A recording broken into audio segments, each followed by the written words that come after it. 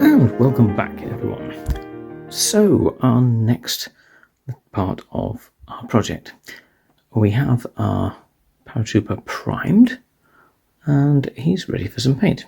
Now this particular project, I thought, by way of a bit of a change, we're just going to use more traditional methods, and by that I mean we're going to avoid washes and speed paints and other quicker methods of doing, and we're going to focus on the old school style of painting, which is base coat, shading and highlighting.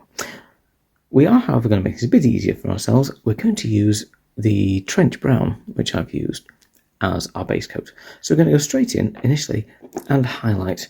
In this case, we're going to use a Baneblade brown, quite a good rough khaki camo colour. And we're going to do his jumpsuit, which is, I say jumpsuit, I mean his trousers and his jacket. And then we'll just go brown on the boots and a slightly different tan colour for his webbing and a green for his helmet. So we'll start off and we'll just do highlighting on the jacket and trousers. Now, a little bit of a shout out here to my good friend Harry. He always comments about the state of my wet palette. And just for you, Harry, we've got a fresh piece of paper, fresh wet palette for a fresh project. So this one's for you. I know that you're a bit of a fan of bolt action as well.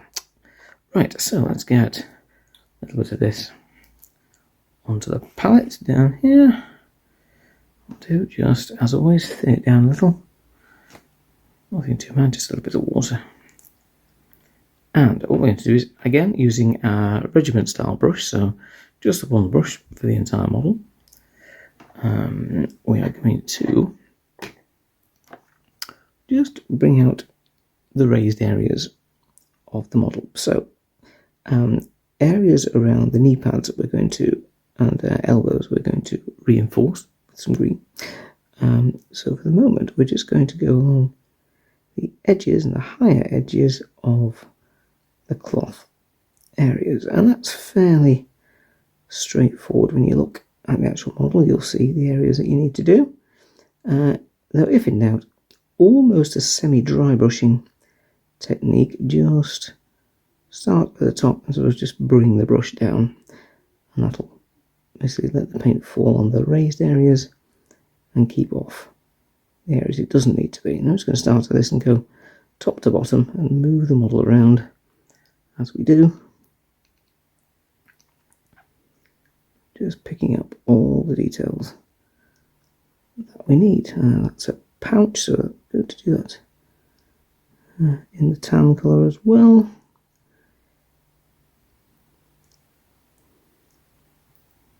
Of course, underneath not necessary because that's sort of in shade anyway. Just use this as the highlight colour to do around the collar of his jacket. And front of the tunic there, and also underparts here. Yeah, well, that's again fairly straightforward, not taking too much time on that. I'm not worrying about taking too much time on that, just getting some of the basic colours in just to show there's a bit of a difference.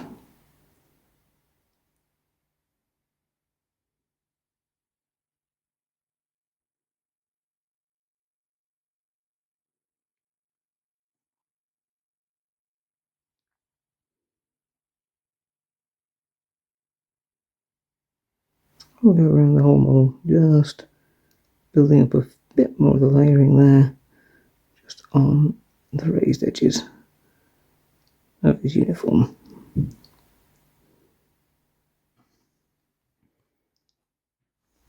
So the highlighting on that was dried, and whilst you've been away, we've just gone over and done a rough highlight using a Warlord brown, sort of a yellowy colour.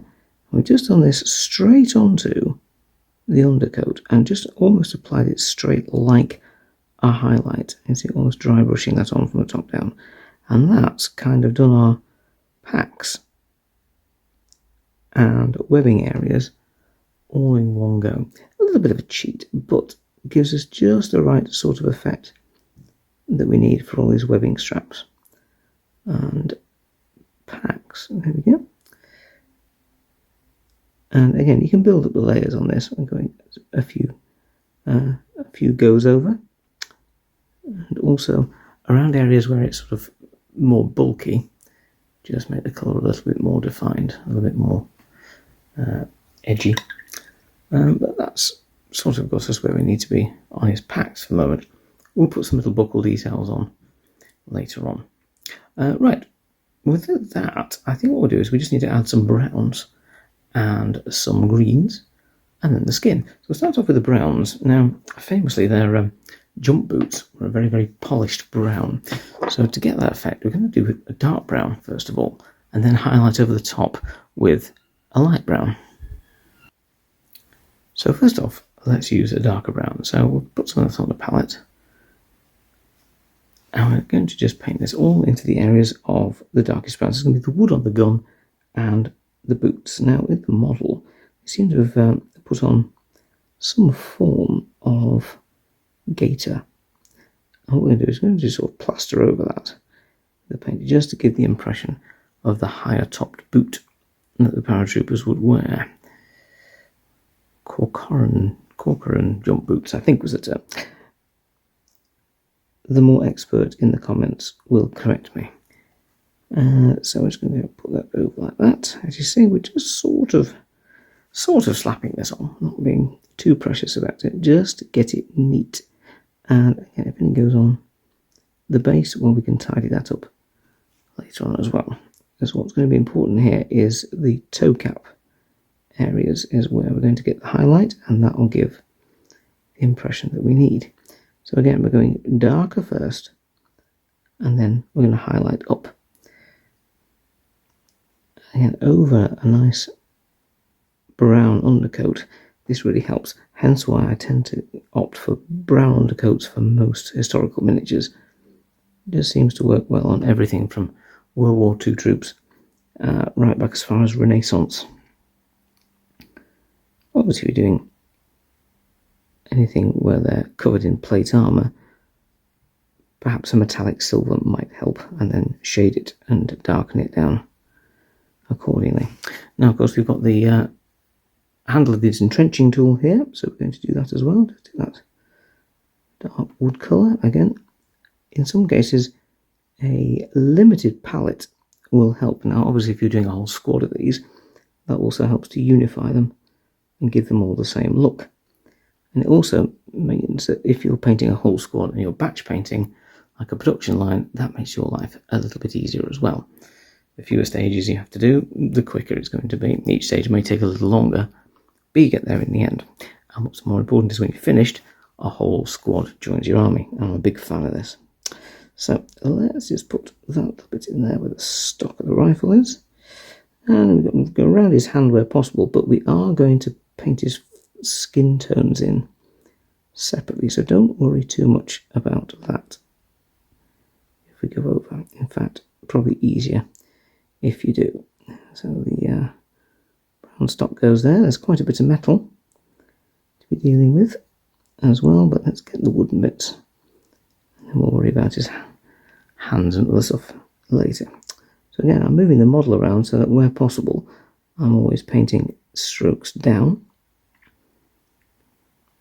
Makes things a bit easier and gives us a bit more control. Go over the metal bits a bit, that's fine. We're going to neaten those up in the stage where we do actually do the metal parts. That, I think, will do fine for there. Right, so we'll wait for that to dry and then we'll do the highlights on the brown. But in the meantime, what we might do, get a few other stages done at the same time. So what I'm going to do is I'm going to use a darker flesh and then highlight up with a lighter one. So I'm going to go with a darker flesh first on the skin areas, and then we'll highlight up from that. So this is a stage that can be done at the same time. You see, this is quite an orangey, quite a strong skin tone. But we'll just put that in the areas where his hand is here, and around where it's gripping the stock and on the side of the barrel. We'll do his face and around his neck, and then that's also ready for highlighting later. Also gives you a good idea of how the model's looking and your basic paint scheme as well. So this is a good point to stop, just take stock and just make sure that you're happy with how it's looking and this colour scheme that you've chosen. And it's not usually a problem with historical miniatures because on the whole you're going to be going with a historical outlook. But once we get the face in, our little chap here will almost start to leap off the page back at us.